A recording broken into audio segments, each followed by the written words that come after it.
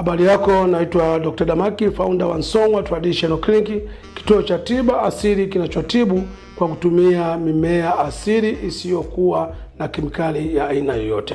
Tukushauri, kama ni wewe, ndugu yako, rafiki yako ambaye amekuwa na changamoto ya maradhi mbalimbali ama amekuwa akiyatibu sehemu mbalimbali na maradhi yake amekuwa akijirudia, tukushauri umwelekeze kwenye kituo asili, kituo mama ambacho kinatibu kumaliza tatizo na si kutuliza tatizo na baadaye tatizo lijirudie. Kuna watu wengi wamekuwa kiteseka na ugonjwa wa vidonda vya tumbo.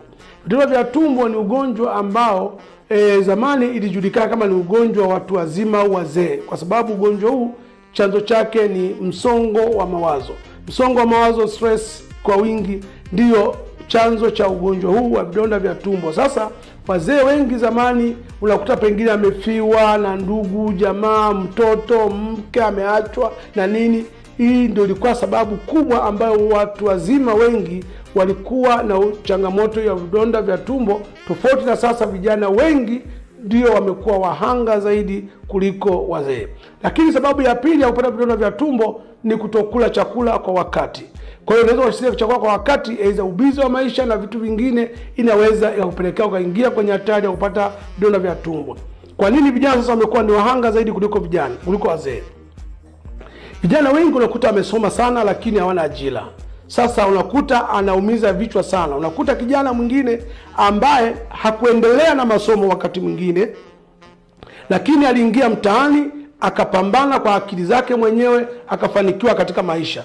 Na baada ya kufanikiwa, wewe unaimaliza chuo unajikuta kwamba hauna uwezo wote, lakini aliishia darasa la chini zaidi ambao ulimuona pengine ni chini zaidi.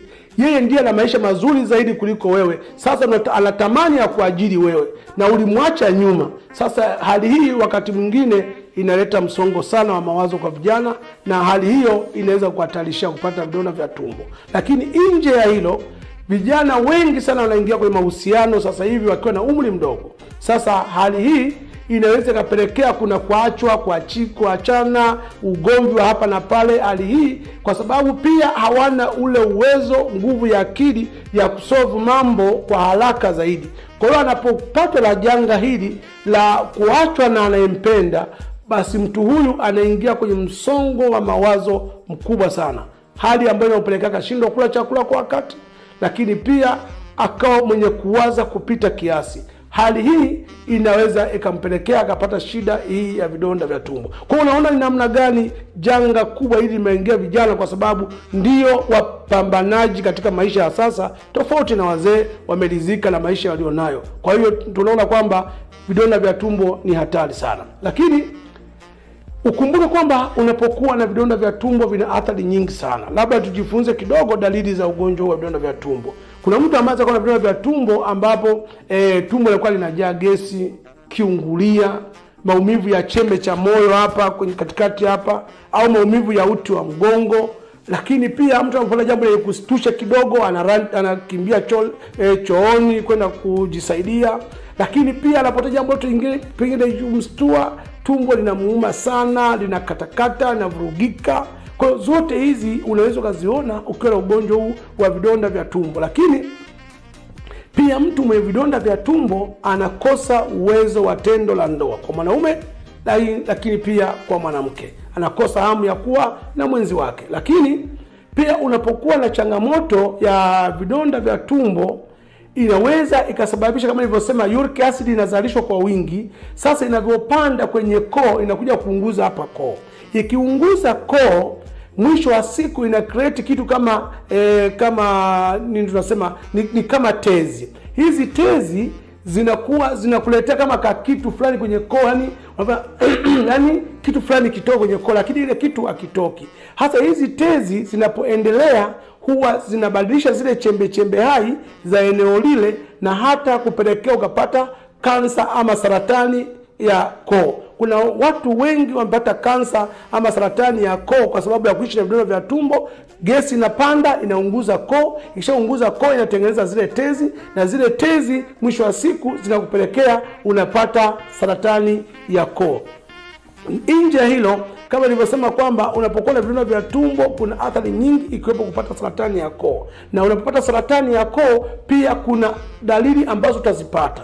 kama nilivyosema kwamba sauti kwanza kuwe na kwama, haisikiki vizuri, au sauti ya kukwaruza, ama unapokupa unaona kama hauko comfortable, kama kuna kitu yani kitu fulani kitoke lakini hakitoki. Lakini mwisho wa siku inaweza kapelekea pia kwamba hata ulaji wa chakula kigumu inakuwa ni shida, lakini mwisho wa siku unaanza kutoa mate meupe yenye kuvutika kama mlenda, lakini mwisho wa siku hata chakula kigumu huwezi kula, unakula chakula chepesi, mwisho wa siku hata chepesi hakiendi, mwisho hata mate yenyewe kumeza ni shida, na mwisho unahatarisha maisha. Kwa hiyo vidonda vya tumbo vinaua.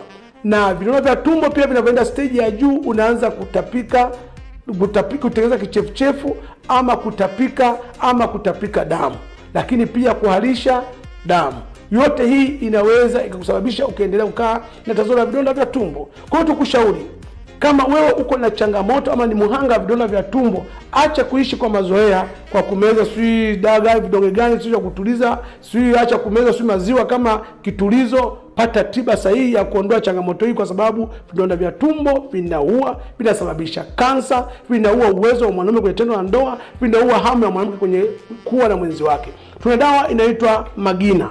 Dawa hii Magina ni dawa pekee ambayo inatibu changamoto ya vidonda vya tumbo kupona kabisa kwa stage zote. Lakini pia kama umekaa na vidonda vya tumbo, imekupelekea umepata shida ya saratani ya koo, tuna dawa yetu Mchos. Tuna dawa yetu hapa Mchos B+ ambayo ni tiba ya saratani ya aina yoyote. Saratani ya koo, saratani ya ziwa, saratani ya uvimbe, saratani ya aina yoyote. Labda ufahamu, saratani ni mabadiliko ya chembechembe hai za mwili kubadilika katika mwili wa binadamu kuzaliana nje ya utaratibu. Kwa hiyo tukushauri, kama ni wewe unateseka na tatizo la vidonda vya tumbo ama una changamoto ya saratani ya aina yoyote, tutembelee Song'wa Traditional Clinic, kituo cha tiba asili ambacho kinatibu kwa kutumia mimea asili sio na kemikali, kupona na si kutuliza. Tunapatikana Tanzania nzima, na kwa Zanzibar tuko Fuoni Getini, lakini Zambia tunapatikana hapo maeneo ya Mushiri Bonano,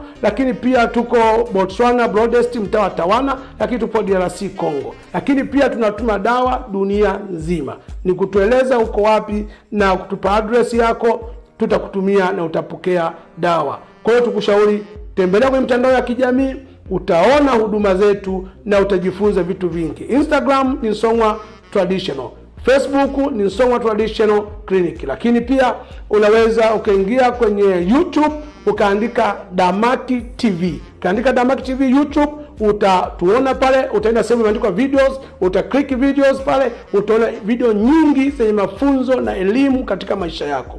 Lakini pia unaweza ukatembea kwenye website yetu kwa kuandika www.damakiheboclinic.co.tz. na pia unaweza kunipigia mimi mwenyewe daktari kwa moja kwa moja katika namba yangu ya mkononi 0752629252. Na sisi sio wale. Afya yako jukumu letu.